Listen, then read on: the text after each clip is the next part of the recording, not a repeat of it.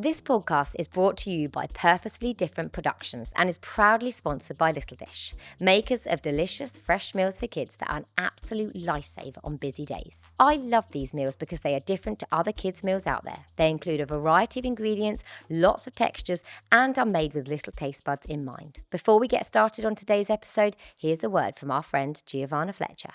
At Little Dish, we've spent years perfecting delicious, healthy, fresh meals guaranteed to be eaten by kids. Except when you sprinkle cheese on top instead of letting them do it, or if the little dish is served on the red plate or the yellow plate or the blue plate, or when you talk over them, or when they can't wear their reindeer antlers because it's summer and they're in the loft, or on Mondays or on Tuesdays, Wednesdays, Thursdays, Fridays, Saturdays, and potentially even Sundays. Good luck and Godspeed. Little Dish. Healthy food kids love. Find us in the chill dial. Hello and welcome back to How to Feed with Charlotte Stirling-Reed, the parenting podcast that brings you reassurance, practical advice on feeding your baby, toddler and your whole family. Today we're joined by none other than the Mayor, Sadiq Khan, to talk all about his quite revolutionary universal free school meals for primary schools in London. This initiative was launched by Sadiq in September 2023 in response to the cost of living crisis and now feeds children lunch in London every single day.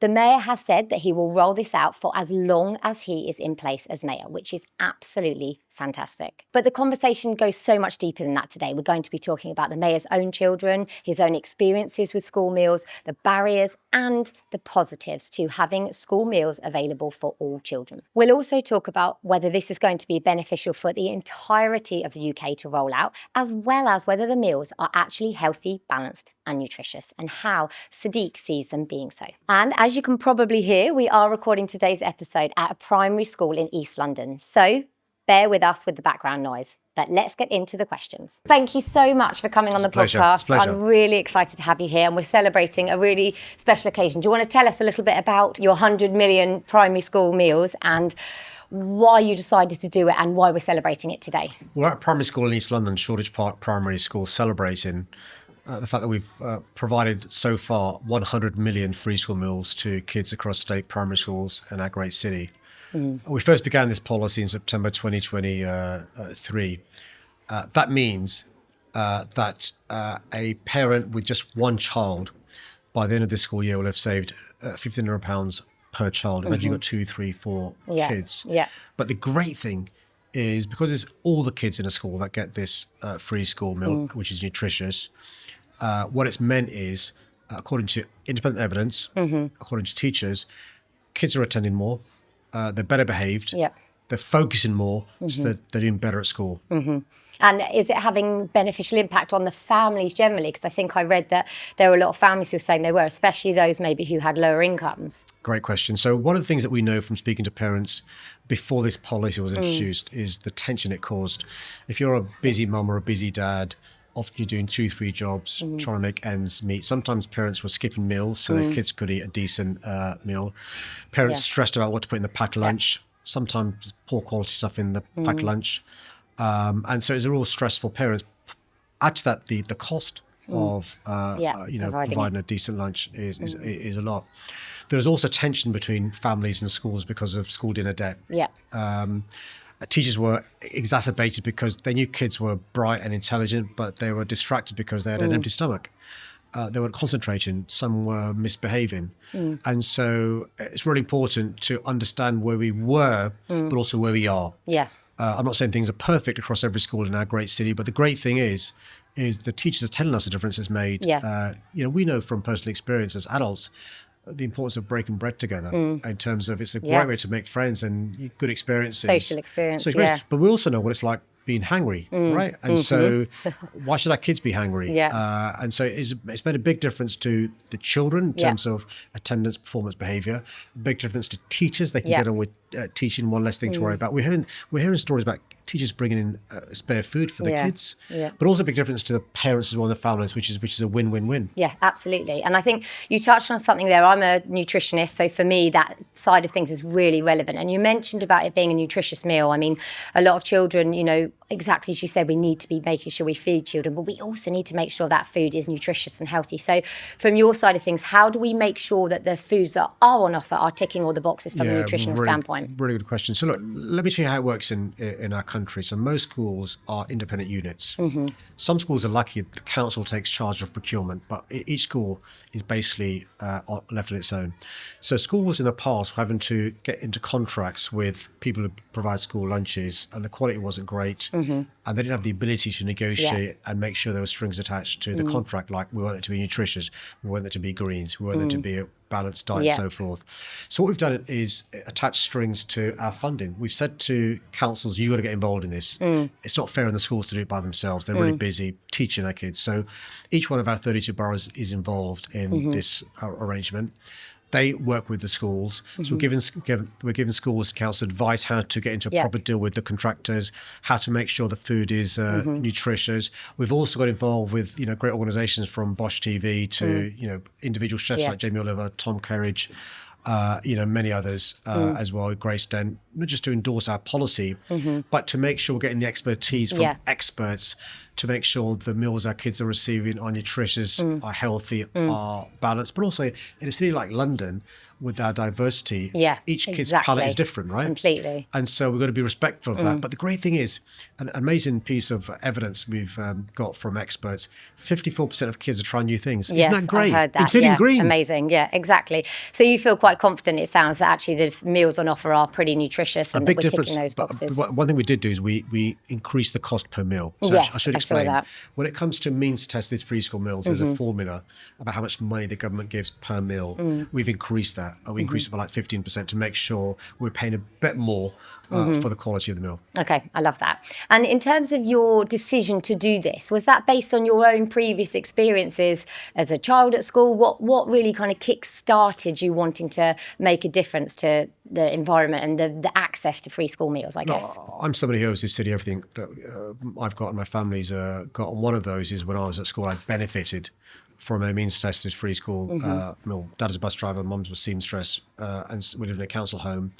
And each year we had to fill in a form, and some years we'd be eligible, some years we wouldn't. And I benefit from a free school meal, which was one less thing for my parents to worry about. I mean, I was eating properly at school, but I'd be embarrassed having to have to queue up for my dinner token. I'd eat separately from my mates who weren't on free school meals, and I was embarrassed. And so one of the things I was keen to do, particularly because the actual threshold to be eligible is quite low. So you've got to earn as a family less than £7,400. So we knew there are families who are in poverty but not eligible for a free school meal. But also I know the joy I get from eating together. I don't want, different kids eating on different tables because of what their parents earn. And so we were quite keen to make this universal. But also let's just think about it. When you go to hospital, you're provided a service free at the point of delivery. But if you're an inpatient, nobody checks how much you earn before they give you breakfast or lunch or dinner. In our schools, kids have to go. It's the law. Some kids could have great packed lunch. Some kids an awful packed lunch. Some kids get school meals. Some don't. And so I want all our kids to feel they're equal. Really important. I completely agree, and I think it is wonderful. I think a lot of people who are listening to this will want to know about the potential for a rollout nationally. I mean, first of all, do you think it's possible? And second of all, do you think that would be beneficial? Think of this as an investment. Just think of this as an investment. So if our kids are, eating well, we have less obesity, less overweight kids, which is a big problem in adulthood. It means they're doing better at school, better exam results, which means they're more productive citizens going forward. Less disruption of behaviour, less exclusions, and so forth. The good news is in London, we've now been doing this for almost 3 years. It's working pretty well. Wales are now introduced it in every primary school in Wales. In Scotland, they've taken up to year 5. And they're talking about going higher up. Northern Ireland, rather than the threshold being below 7,400, it's almost double that. That's because I think these nations and regions can see the benefits. The good news is the government's moved a bit. So the government from this September will provide a free school meal to everyone receiving universal credit. That brings in more kids. Absolutely, But I think, listen, I believe in universalism. I think some things as a society are really important because they go to the fabric, whether it's pensions, whether it's the NHS, whether it's going to school. When you're there, you should, all be together, whether it's as an inpatient in hospital or as a kid in primary school. Yeah, and I actually read from Scotland that they were saying that a lot of they feel that the benefits track into secondary school as well. So if children are eating well at primary school, they actually track and eat well at secondary school. So I was wondering about nurseries. Do you think that there's a place for us actually expanding this kind of offering to nurseries? Because actually we know that eating behaviour in children tracks from young age to an older age. So for me, it's kind of a no-brainer to support those early years. Can't start to look. We both know, just, actually, a child's development is at its most acute when they're infants, right? Yeah. And so, but also social skills, how to brush your teeth, how to hold a knife and fork, how to, behave in a public forum, eat a meal together, and so forth, so forth. So the earlier you start, the better.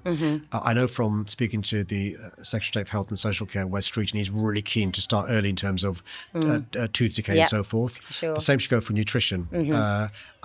We hear some horror stories about just parents not being aware, just because they did it when they were younger, about the dangers of sugar on your teeth, about what sort of meal is healthy, what sort of meal isn't healthy. You will know from your background, there are some parts of London where you can't get fresh fruit, fresh produce. You can only get processed stuff. It's actually cheaper to buy, 6 pieces of chicken and fries than it is to buy some fruit and veg in some parts of London. That's why I'm a great fan of people like Jamie Oliver and Tom Kerridge, who explain how to make quick meals that are nutritious that are pretty cheap. We've got to do more of that. And so I don't think you can start early enough. And actually, those foundations are really important. If you as a sub 11-year-old know what's healthy and what's not healthy, that is a life skill. Yeah, completely. And the great thing about schools like this one, we're in East London, is they also grow some of their stuff in their playground, right? That, So you're seeing the link between nature. You're seeing the link between where the food comes from, the seasons, and so that helps in terms of things like climate change and air miles and so forth, in terms of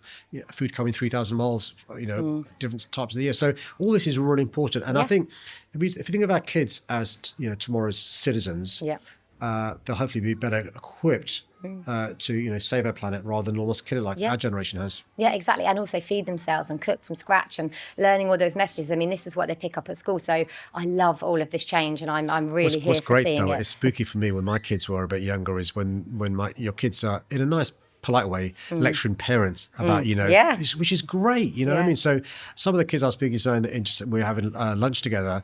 I love the fact that every single one of them had some veg. It's just remarkable. When I was at school, it was like the green stuff was horrible boiled stuff. By the way, the quality's improved a lot. Yeah, absolutely. And so it puts you for life, right? Yeah.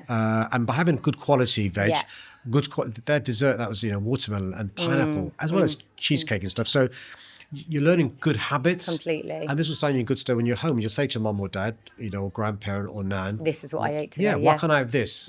Rather than this. Love it. And it makes a big difference. Yeah.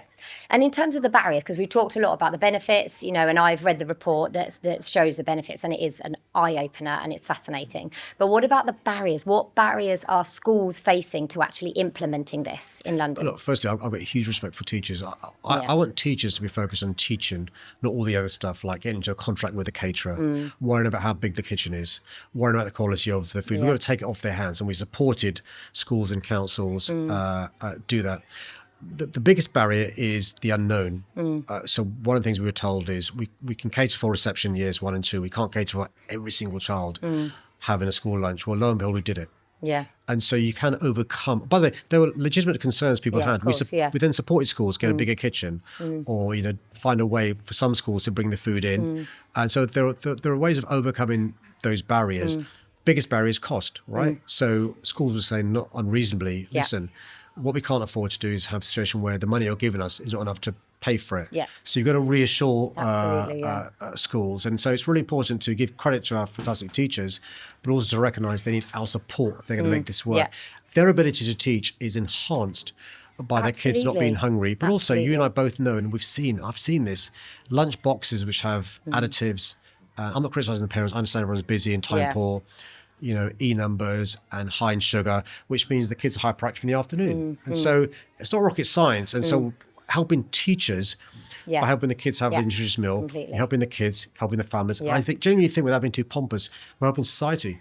Definitely. And I think you've got, there's the Great Plate organisation who does a lot of training. And I think that Spot is on. one thing that is often missing. You know, you have to have staff who understand, who are behind it, who know how to reuse food and you know, get the most out of it. And I think that's what you also funded on. as well, isn't it? Hey, one of the reasons why we're trying to get, children and teachers, growing stuff is in tune with how you can use stuff, how you can reuse stuff, how you can repurpose stuff. And by the way, these are life skills. Yeah. I mean, if you think about your own childhood memory, a lot of the stuff you practice now, you probably learn in your formative years from 0 to 11. And you'll take those skills into secondary school, saying no to the fried stuff every day, or the fast food stuff every day, because you get more options in secondary school, and saying yes to healthy stuff, but also recognizing the link between being a good weight, being fit to do exercise, how you're feeling physically and mentally and so forth. And also, I genuinely think the bottom-up pressure is so exciting. From the bottom-up pressure from, not through a literal way, bottom-up pressure to, can we walk to school or cycle to school or scooter to school rather than driving? The bottom-up pressure, can we eat healthily at home? Yeah, completely. And I think one thing I really wanted to ask as well, what would you really love Londoners to take away from this? You know, we've heard, and we're celebrating today, the 100 million meals to children in London via primary schools. What would you like Londoners to take away as a result of this? Well, I think we should be really proud as a city. I mean, listen, this is Londoners' taxes I'm spending. This is not my money. So I want to thank Londoners for giving me their trust to be their mayor to support this policy. But I genuinely believe this shows the power of universalism in terms of, as a society, what joins us, what brings us together. There are fewer pubs to drink in. Few of us go to churches or mosques or synagogues.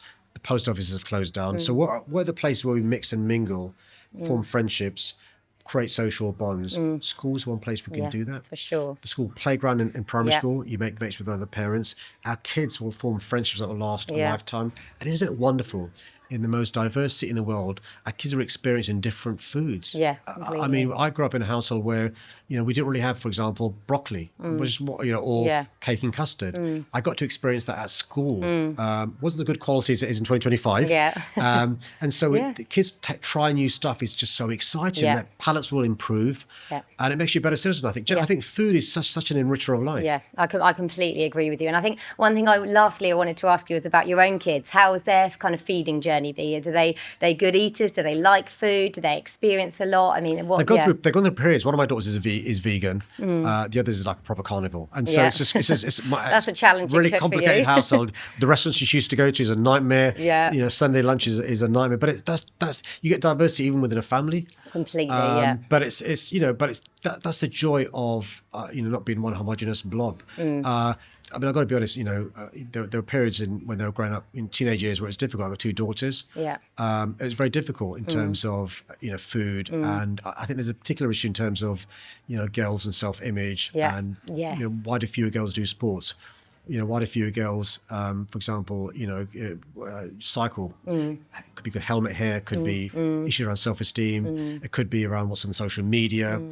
And that's why it's really important to talk about this. And I think if you get a good foundation in terms of primary school, that'll stand you in good stead. But we love eating. All 4 of us love eating, so it's one of the joys of bringing us together. That's nice, and that's exactly what we want children to see at school, isn't it? It's even if they don't necessarily get that experience at home, they're getting the experience of trying new things, of trying a variety, of having a balance, of having a warm meal, and that social aspect. For me, I love that you've picked that up so much, because that is what I talk about on my profile an awful lot, is this idea of these shared meal times, and schools are the perfect place to teach. And also, kids listen, that. you know this, but we get so stressed about food, and you shouldn't really get stressed about food. And there's so much variety in food now, and so the key thing is balance. You said the key word there, moderation. Yeah. I mean, I love all foods. Moderation is really important, but there's so much joy to be. I mean, listen, since biblical times, food's been a way of breaking bread together, forming bonds, forming relationships.